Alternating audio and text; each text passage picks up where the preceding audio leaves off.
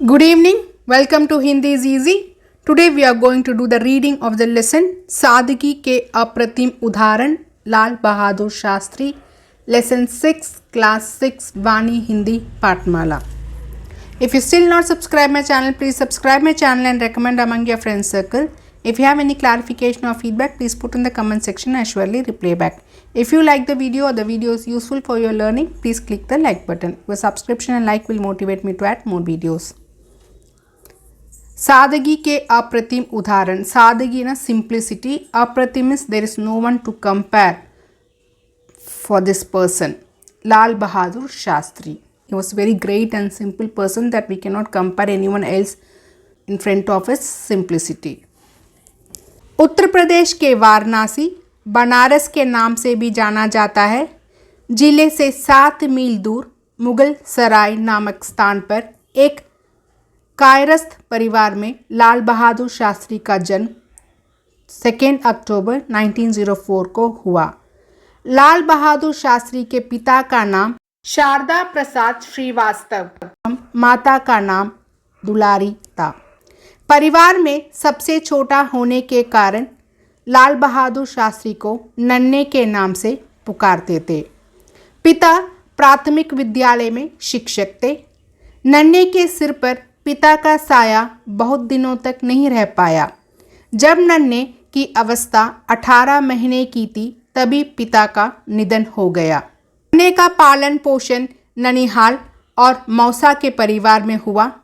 प्राथमिक विद्यालय में प्रारंभिक शिक्षा की शुरुआत हुई और उसके बाद नन्हे ने हरिश्चंद्र हाई स्कूल में प्रवेश लिया. बचपन की 2 प्रेरक घटनाएं. कर्तव्यबोध. नन्हे तब 6 वर्ष का था. एक दिन अपने कुछ दोस्तों के साथ किसी बगीचे में फूल तोड़ने के लिए गया. अन्य लड़के तो जल्दी ही फूल तोड़कर बगीचे से भाग निकले, लेकिन सबसे कमज़ोर नन्हे ने अभी एक फूल ही तोड़ा था कि बाग का माली आ पहुंचा. उसने नन्हे को पकड़कर पीटा. रूह से नन्हे ने कहा, आप मुझे इसलिए पीट रहे हो क्योंकि मेरे पिता नहीं है. माली का सारा गुस्सा अचानक ही ना जाने कहाँ चला गया.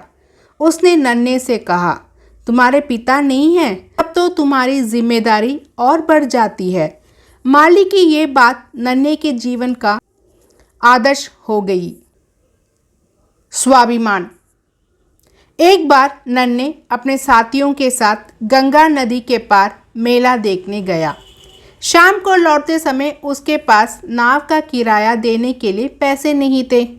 वह अपने दोस्तों से किराए के पैसे लेना नहीं चाहता था.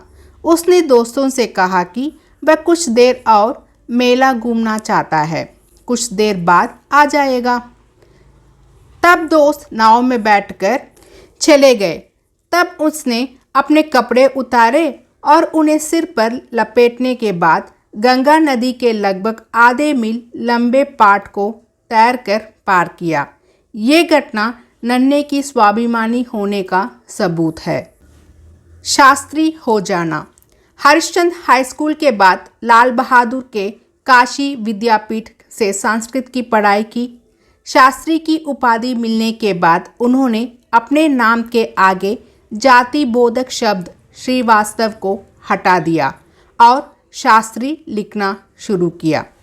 1928 में लाल बहादुर शास्त्री ने ललिता शास्त्री से विवाह किया. छात्र जीवन से ही लाल बहादुर राजनीति से जुड़े.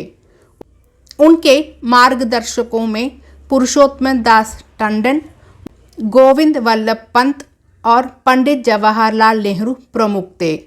आज़ादी की लड़ाई में सक्रिय होने के कारण उन्हें अनेक बार जेल जाना पड़ा. भारत छोड़ो आंदोलन में लाल बहादुर शास्त्री ने 11 दिन तक भूमिगत रहते हुए इलाहाबाद में इस आंदोलन को प्रचंड रूप दे दिया. उन्होंने नारा दिया, मरो नहीं मारो. ये नारा बहुत लोकप्रिय हुआ. पंडित जवाहरलाल नेहरू लाल बहादुर शास्त्री की कार्यक्षमता से बहुत प्रभावित थे. स्वतंत्रता मिलने के बाद शास्त्री जी को गोविंद वल्लभ पंत मंत्रिमंडल में संसदीय सचिव का कार्यभार दिया गया. इसके बाद वह केंद्र की राजनीति में आए और नेहरू मंत्रिमंडल में गृह मंत्री और विदेश मंत्री के पदों पर रहे। पंडित नेहरू के निधन के बाद 9 जून 1964 को लाल बहादुर शास्त्री देश के प्रधानमंत्री बनाए गए। यद्यपि उनका कार्यकाल मात्र 18 महीने ही रहा, लेकिन इस अल्प समय में भी उन्होंने अमिट छाप छोड़ी। ये समय भारत के लिए परीक्षा की घड़ी थी। देश अन्न संकट में जूझ रहा था। शास्त्री जी ने जय जवान जय किसान का नारा दिया और देश ने कृषि के क्षेत्र में हरित क्रांति कर दी। अभी देश कृषि मोर्चे पर उलझा था कि पाकिस्तान ने हमला किया। इस युद्ध में पाकिस्तान को मुंह की खानी पड़ी। हमारे सैनिकों ने पाकिस्तान के बहुत बड़े भूभाग पर कब्जा कर लिया था। ये बहुत बड़ी विजय थी, किंतु बाहरी दबावों के कारण युद्ध विराम की घोषणा हुई। भारत पाकिस्तान में समझौता करवाने के लिए विश्व के नेताओं ने दबाव बनाया और शास्त्री जी को ताशकंद बुलाया गया। समझौते की बातचीत में कहा गया कि भारत जीती हुई भूमि पाकिस्तान को वापस कर दे। शास्त्री जी इसके लिए सहमत नहीं थे, किंतु वैश्विक राजनीति के दबाव के कारण उन्हें ये समझौता करना पड़ा। उन्होंने समझौते पर हस्ताक्षर तो कर दिए, लेकिन समझौते की वह रात उनके जीवन पर बहुत भारी पड़ी। उसी रात संदिग्ध परिस्थितियों में उनकी मृत्यु हो गई और 11 जनवरी 1966 की उस रात भारत ने अपने एक सच्चे सपूत को खो दिया। लाल बहादुर शास्त्री की समाधि दिल्ली में विजय घाट के नाम से जानी जाती है। लाल बहादुर शास्त्री की संतानों में 2 पुत्र अनिल शास्त्री एवं सुनील शास्त्री जीवित हैं। कृष्ण बिहारी।